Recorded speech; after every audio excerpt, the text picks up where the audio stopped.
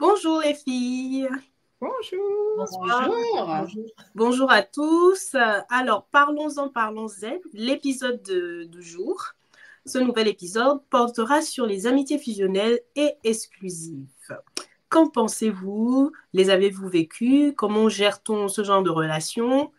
Aujourd'hui, nous aurons un débat autour de ces questions et j'attends l'avis de tous dans le chat, en commentaire pour étoffer un peu tout ce qu'on va dire aujourd'hui. Alors les filles, amitié fusionnelle et exclusive, qu'en pensez-vous? Qu'en pensez-vous comment? En tout cas, moi, j'ai jamais vécu ça. Donc, je crois qu'aujourd'hui, je serais très silencieuse. J'ai jamais vécu.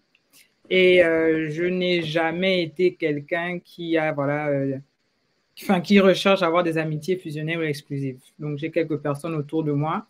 Mais avoir une seule amie, non, j'ai jamais vécu ça. Alors justement, qu'est-ce qu'on entend par amitié fusionnelle?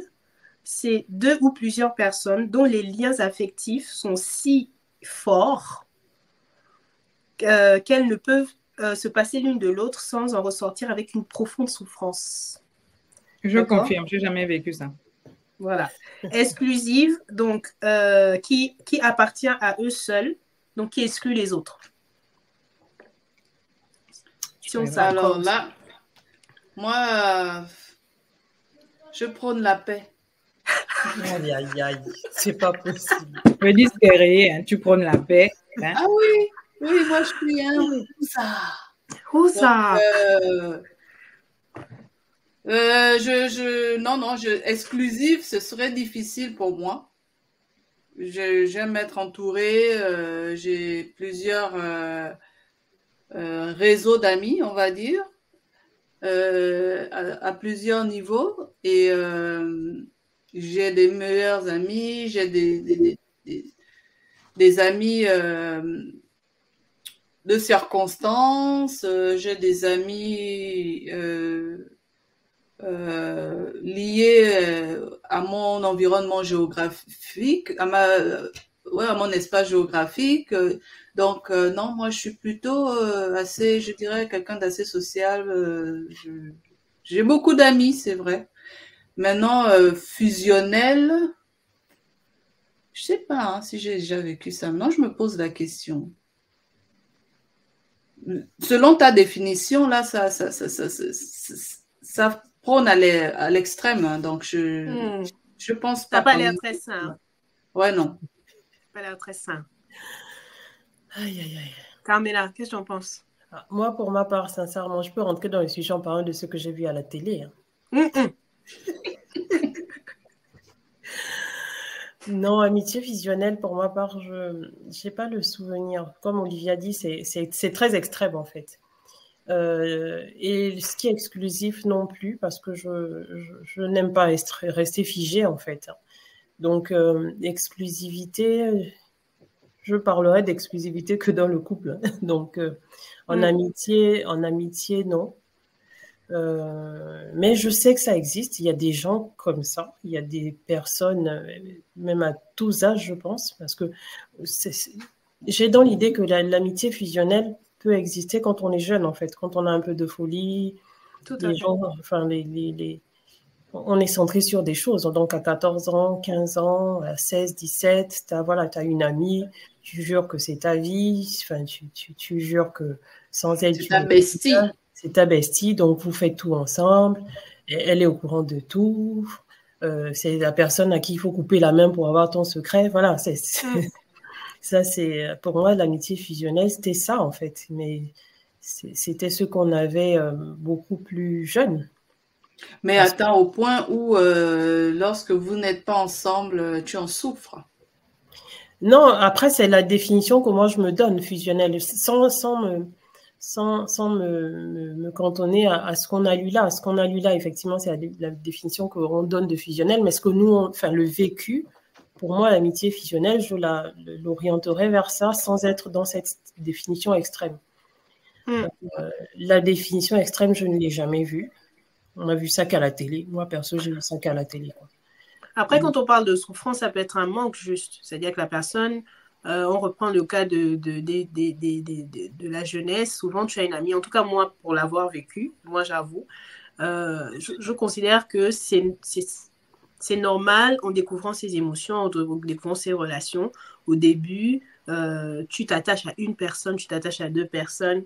Tu penses que c'est exclusif.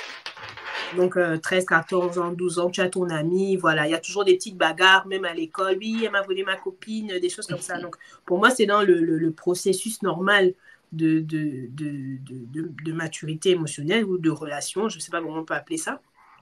Et moi, je sais que mes amitiés, mes vraies amitiés, quand elles ont commencé, au début, j'étais plutôt fusionnelle. J'étais plutôt très impliquée, toujours à savoir si la personne allait bien. Voilà. Mais en maturant, en grandissant, on équilibre les choses. La personne, elle vit, elle respire sans toi. Donc, tu n'es pas nécessaire à tout et la personne pour toi n'est pas nécessaire, mais tu peux sentir un manque. Donc, ça peut être considéré comme une souffrance. Tu peux aussi, au début, vouloir de l'exclusivité. Oui, je ne veux pas partager mes secrets. Comme disait Olivia, nos secrets sont nos secrets. S'il y a une troisième personne, il y avait ça même. Hein. Oui, on est deux, parce que s'il y a une troisième personne, nos secrets vont être partagés. Donc, il y a toujours des choses comme ça, un peu dans la jeunesse, dans l'adolescence, des choses comme ça. Mais en tant qu'adulte, est-ce que c'est encore des choses qu'on voit, si ce n'est dans des cas vraiment extrêmes, comme disait Olivia? Je ne crois pas.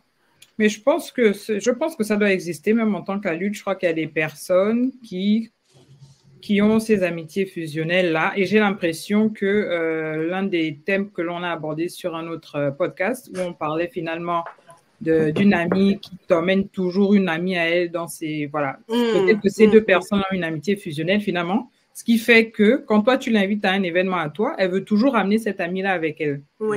Donc, je me dis que oui, finalement, en tant qu'adulte, certaines personnes vivent encore ces amitiés fusionnelles. Peut-être pas exclusives, mais fusionnelles. Ça va partout ensemble, ça se dit tout, ça partage tout, etc. Donc, c'est juste que peut-être nous, là, toutes les quatre, en tant qu'adultes, on ne vit pas ça, on ne le vit pas. Peut-être que les personnes qui nous écoutent, elles te diront que si, elles ont finalement encore ces amis fusionnels-là.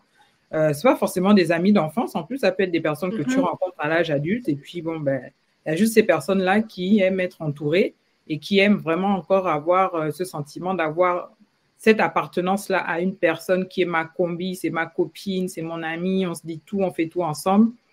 C'est juste que moi, personnellement, je n'adhère pas forcément à ce type d'amitié-là parce que j'ai plusieurs amis pour différentes raisons. Donc, j'aurais du mal à avoir une amitié fusionnelle, quoi. Oui. Moi, je pousserais même le bouchon en me disant que quand j'entends amitié fusionnelle et exclusive, parce que du coup, j'enlève même le slash pour mettre et exclusive, c'est vraiment amitié fusionnelle et exclusive. Pour moi, c'est égal à la possessivité, quoi. Tu vois, ça donnerait ça, en fait. Ça donnerait un comportement de personne possessive qui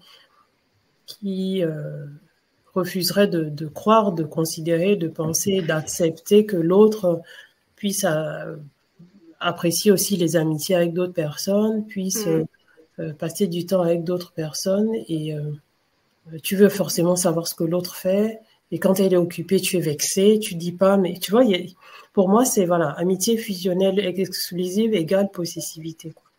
C'est un comportement. Mais dans ce cas-là, ça va dans les deux sens parce que c'est d'un commun accord qu'elles sont fusionnelles dans leur amitié. Donc, je veux dire, pour moi, c'est pas. Des fois, il y en a une qui subit, j'ai l'impression. Il y en a une qui juste qui subit. Ouais. Pour moi, c'est un ressenti. Des fois, tu peux avoir la personne en face qui, oui, ok, je m'entends bien, tu es mon ami, mais elle aimerait avoir d'autres amis, mais elle peut se retrouver avec quelqu'un qui considère que non, on est amis toutes les deux et que je ne me sens pas bien quand tu parles à d'autres personnes, j'aimerais qu'on aille que toutes les deux ensemble, etc. Donc, il peut avoir effectivement les amitiés d'un commun accord, fusionnel, et il peut aussi avoir le cas contraire où la personne en face finalement subit cette amitié-là. Et ça, c'est peut-être des cas que l'on ne rencontre pas souvent où cette personne peut-être ne s'exprime pas, mais ça peut arriver que la personne en face subisse une amitié fusionnelle. Elle aimerait se respirer un peu, mais finalement, son ami ne le lui permet pas.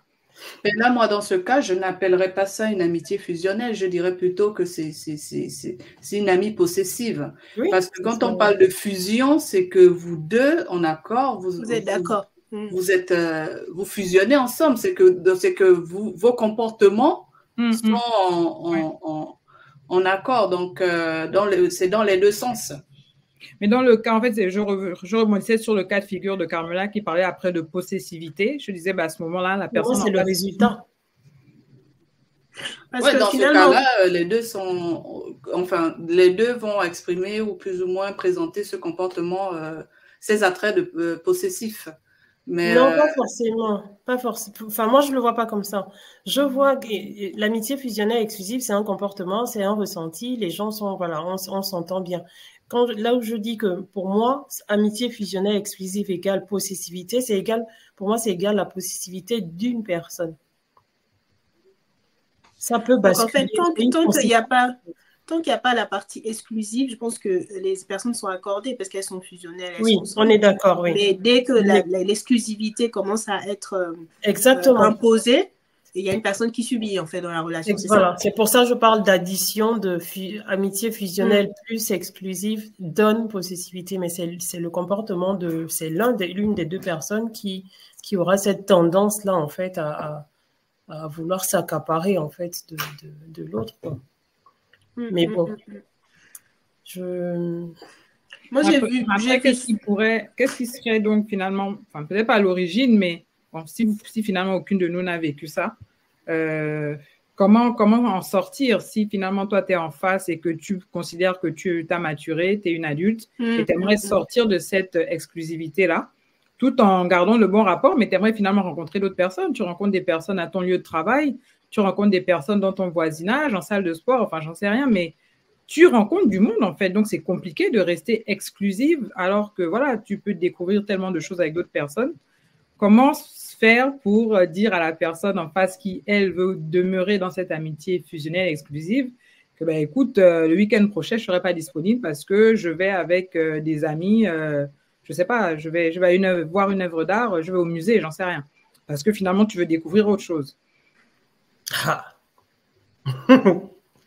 C'est là, la personne est bloquée. Moi, je reviens à ce qu'on disait dans un autre podcast où on parlait justement des relations, du respect dans les relations. Il y a toujours cette notion de respect, en fait, qui est pour moi un prompteur, en fait. À partir du moment où tu imposes à l'autre un poids, parce que finalement, si cette personne ne se sent pas la liberté de se retrouver avec d'autres personnes, tu lui imposes un poids, il n'y a plus de respect, en fait. Normalement, tu es censé lui dire que j'aimerais rencontrer d'autres personnes, on n'est pas toujours obligé d'être ensemble. Toi aussi, rencontre d'autres personnes et elle devrait comprendre en fait que cette exclusivité, en fait, ça vous limite même, j'ai envie de dire. Ça limite vos champs d'action, ça limite vos champs de connaissances, voilà, ça limite tout. Et que, sauf si elle est malade. Là, on a un problème. Parce que ça ne peut pas être sain, en fait, de rester dans une situation pareille. Et si elle est malade, c'est mieux que vous découvriez qu'elle est malade et qu'elle se fasse soigner. Dans tous les cas, se taire et subir, ça ne va pas régler les choses. Il vaut mieux en parler et dire qu'on est mal à l'aise parce que il n'y a pas de liberté finalement dans cette relation et il n'y a même pas de respect parce que souvent les personnes qui sont exclusives te donnent un peu genre de la culpabilité. Oui, tu m'as pas appelé, voilà, j'ai vécu telle situation, j'ai pas pu partager ça avec toi, voilà, maintenant je me sens mal et tout. Ah, là c'est autre chose maintenant, Frangine. Bon, si c'est homme de femme, mais je veux dire, là on est à un autre niveau. Je veux bien qu'on soit fusionnels, je veux bien qu'on ait vécu ensemble des choses et que du coup, ça nous est rapprochés, qu'on soit liés. Mais si on se retrouve dans une situation où tu peux plus vivre sans moi, hein, on a dit quoi? Et tu ne veux pas inclure d'autres personnes? Ah, c'est moi Jésus. Je sais pas en fait. Je sais pas ce que vous en pensez, mais pour moi, il vaut mieux en parler parce que s'il y a justement un vice et s'il y a une pathologie, c'est là où ça va se manifester. Des fois, c'est juste une personne qui ne veut pas maturer. Hein, on parlait de ça tout à l'heure, qui veut pas passer à autre chose, oui, grandir émotionnellement, des choses comme ça. Mais est-ce que c'est mieux de se taire et rester finalement piégé, quoi? Se taire, non, parce que finalement, toi, tu subis. Enfin, ce n'est jamais recommandé de subir. Donc voilà, il faudra savoir parler à un moment donné. Et comme tu dis, si on se rend compte que le mal est plus profond qu'on ne le pense, oui, là, c'est vraiment si la personne aussi accepte de se faire suivre, de voir un thérapeute, etc. Enfin, il y a tellement d'options qui se présentent. Il faudrait maintenant en face aussi que la personne reconnaisse qu'il y a y a un problème et qu'il faudrait voilà, qu'elle accepte de se faire suivre, de se faire aider. Mais se taire, moi, personnellement, je ne me tairais pas parce que j'aurais du mal à subir comme ça. Voilà. Ou alors, je disparais, mais en même temps, si la personne, finalement, comme tu dis, ça devient maladif, elle me suit, etc. Oui, surtout que si on partageait tout ensemble, elle a tous mes programmes, elle a tous mes numéros, elle a tous mes codes. Enfin, je fais comment là? Je change de pays, je fais quoi? Oui, ça peut être très dangereux, en fait. Et ne rien faire, tu peux, en fait, couver comme ça un monstre sans t'en rendre compte. D'autant plus que ça, ce n'est qu'un symptôme. Peut-être que le mal est plus profond. Peut-être qu'il y a des blessures qui sont... Il y a sûrement même des blessures qui sont antérieures, qui ne sont même pas liées à votre relation. Mais toi, tu es comme un baume, en fait, dans sa vie. Ou bien, mais tu ne seras pas toujours là. Tu n'es même pas... Enfin, c'est pas sain. C'est pas sain. C'est pas sain. Ouais, donc, je sais pas. Le sujet... Moi, je me dis, si les internautes ont déjà vécu des situations comme ça, s'ils peuvent nous dire, s'ils ont connu des personnes qui étaient équilibrées dans ce genre de relation, qu'ils nous en parlent. Moi, j'ai connu beaucoup de personnes qui ont eu des relations fusionnelles, des personnes qui sont très proches d'année en année, des amitiés même, qui sont allées jusqu'aux enfants, aux petits-enfants, donc des amitiés de longue date. Fusionnelles, mais des amitiés exclusives. J'en ai vu très, très rarement qui ont bien fini, en tout cas.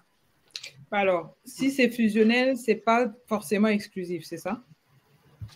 Non, mais ça peut être fusionnel et exclusif. C'est le cas dont Carmela a parlé tout à l'heure. Mais ça peut être fusionnel, c'est-à-dire qu'elles sont accordées pour faire leurs choses ensemble, pour être proches en tout, pour... là, bon, je prends le cas de deux femmes, ça peut être deux hommes aussi ou autre, mais voilà, ils sont accordés pour être une amitié, elles sont proches, elles envoient leurs filles dans les mêmes écoles. Elles ont mis les enfants pareils et tout. Bon, ouais. Je ne sais pas si envoyer les enfants dans la même école, c'est fusionnel, c'est juste que l'école est bien et qu'elles se passent le mot. Mais si elles sont dans le même délire, si, hein. Parce qu'elles ont les mêmes valeurs, et donc elles ont accordé sur plusieurs choix de leur vie parce qu'elles ont les mêmes valeurs et elles ont les mêmes... Et puis c'est fusionnel, en fait, ils en discutent. Ah, mais tu vois, moi j'ai fait ça, j'ai trouvé ça, moi j'ai pensé que ça. Regarde, va voir. Il y a un atelier à telle heure, donc elles vont mettre les enfants à l'école pour un atelier à la même heure, pour qu'elles puissent aller ensemble. C'est un peu ça, fusionnel. Ah ouais, elles font tout ensemble. Hein. Du coup, les enfants sont obligés aussi d'être plus ou moins amis ou être ensemble tout le temps ou grandir ensemble plus ou moins. Ça, si les enfants ne s'entendent pas, on fait comment? Et ils grandissent, ils sont toujours obligés d'inviter les enfants de ton ami fusionnel alors que voilà, ce ne sont pas ses amis en fait. Mais bon. On a souvent vu ce cas de figure, je pense quand même, en grandissant. Moi, je me souviens, ouais, on a souvent eu ce truc où, avec des cousines, enfin, des amis, on va dire, enfants de tante qui deviennent après comme des cousines, comme on connaît très bien le terme en Afrique, et avec qui on se retrouvait à l'école, on avait le même style d'habits, quoi. On a... sans se concerter. On avait on était vêtus pareil, les mêmes sacs et tout le reste. Maintenant, après, je ne dis pas que c'était une amitié fusionnelle ou autre, mais bon, oui, il y a des cas de figure, franchement, lorsque les parents, ou du moins les gens s'entendent très bien, ils font plusieurs choses ensemble et pareil, quoi. Et ça, finalement, c'est pas fusionnel. Ils peuvent faire des choses ensemble, mais ça ne veut pas dire que c'était une amitié fusionnelle. Parce que moi, j'ai un peu de mal. C'est pour ça que je dis la description, plus ou moins la définition de amitié fusionnelle, pour moi, vire vers l'extrême. Mais je pense que on a tout un peu vécu ou du moins été exposé à des situations où on a eu des amis assez proches avec qui on a grandi, on a fait pas mal de choses ensemble et autres, sans pour autant aller dans le côté extrême de la définition. Donc, moi, je vais dire oui, j'ai eu de meilleurs amis, j'en ai eu un bon lot. Et à certaines périodes différentes de ma vie, J'ai des amis avec qui on était si proches, mais attends, les vacances arrivent, on me dit tu vas en vacances, prends l'avion. J'ai pas mal au cœur parce que j'ai laissé mon ami, quoi. Donc, ouais. Quand je reviens, on débat et tout le reste. Oui, bon, tu le manques parce que oui, tu vas pas lui parler tous les jours et autres, mais c'est pas un manque pesant. Parce que dans la définition, hein, la souffrance dont il est question, je pense pas que ce soit le manque, hein. Parce que si ce n'est, parce qu'on peut définir un manque, c'est une souffrance. Donc il y a plusieurs, parce que pour moi, personne te manque les premières heures, mais après t'es en vacances, tu t'enjailles. Personne ne te manque plus. Hein. Il y a plusieurs degrés, en fait. Tu la revois à la rentrée et tu lui racontes tes vacances, elle te raconte les siennes, et voilà. C'est pas... Oui, donc, finalement, à ce niveau-là, je me dis, c'est pas fusionnel, finalement, comme dit Olivia, dans le sens de la définition que tu nous as donnée, où vraiment, on te parle de ça. Pour moi, en fait, pour moi, c'est quelque chose du moins qui est censé passer. C'est-à-dire que tu as vécu ça au moment où tu apprends les relations avec les gens. Tout le monde a une copine, ou vous étiez à l'école. Et puis, bon, enfin, je ne sais pas si c'est tout le monde, en tout cas, vous étiez à l'école, vous étiez sur le même banc. Quand vos mères arrivent, vous cherchez, l'une pleure, l'autre pleure parce que vous vous séparez. Mais ça, c'est enfant, ça. Ça, c'est au CP. Voilà, c'est pour ça que je dis qu'il y a des gens maintenant qui sont restés dans cette dynamique-là ou qui ont développé qui n'ont jamais maturé, en fait. Mais c'est des choses, tu vis ça à une période de ta vie parce que, voilà, oh, pourquoi tu pleures ma copine, ouais, non, mais tu là, vas avoir demain, quoi. On aborde des sujets comme ça, en cas d'adulte, oui. Non. Voilà, okay. Elle apprend que, bon, la personne n'est pas exclusive, tu ne vas pas dormir avec elle tous les jours. Donc, à voir. Ok. Moi, j'ai une autre question. Est-ce que ça peut être plus facile, selon la culture, d'être fusionnel et moins fusionnel? D'être plus ou moins fusionnel et exclusif. Pourquoi selon la culture? Je ne comprends pas. Par exemple, moi, je trouve que dans les pays occidentaux, on a des relations fusionnelles plus visibles, plus palpables que, par exemple, dans certains autres pays, par exemple. Même dans les relations de famille, dans les relations d'amitié, vraiment des personnes qui fonctionnent ensemble et qui ont un manque certain. On a déjà vu ça à la télé. Carmela en parlait tout à l'heure, des documentaires de personnes, elles vivent, en fait, il y a juste une cour qui vous sépare, elles font les courses ensemble, leur mari mange ensemble, ça existe, en fait. Mais j'ai rarement vu ça dans les cultures, en tout cas de là où je viens. Donc, je demande, est-ce que vous pensez que ça peut être aussi culturel? Que tu penses que ce soit encouragé selon la culture, en fait. Mais ça, c'est maintenant, après, je sais pas, là, on passe plus ou moins du côté communautaire, parce que, bon, il y a certaines communautés qui sont habituées à vivre ensemble. Tout à fait, tout à fait. Je ne pense pas que ça devrait forcément rentrer dans le cadre de notre sujet aujourd'hui. Mais nous axons plus sur l'amitié. Les amitiés que tu te formes tout le long de ta vie, pas forcément par rapport à ta... comment dire, pas forcément dicté par les règles de ta communauté ou autre, mais plus... par les rencontres que tu fais. Les rencontres que tu fais. Ok. Et voilà, bon, c'était le thème du jour. C'est un débat un peu particulier. Donc, si vous avez des éléments de réponse, des réponses complémentaires, si vous voulez les mettre en commentaire, si vous voulez nous envoyer des messages sur des sujets qui vous intéresseraient, qu'on partage ici, libre à vous, nous vous attendons. C'était Parlons-en, Parlons-en. À la prochaine. Bonne soirée. Bye, bye.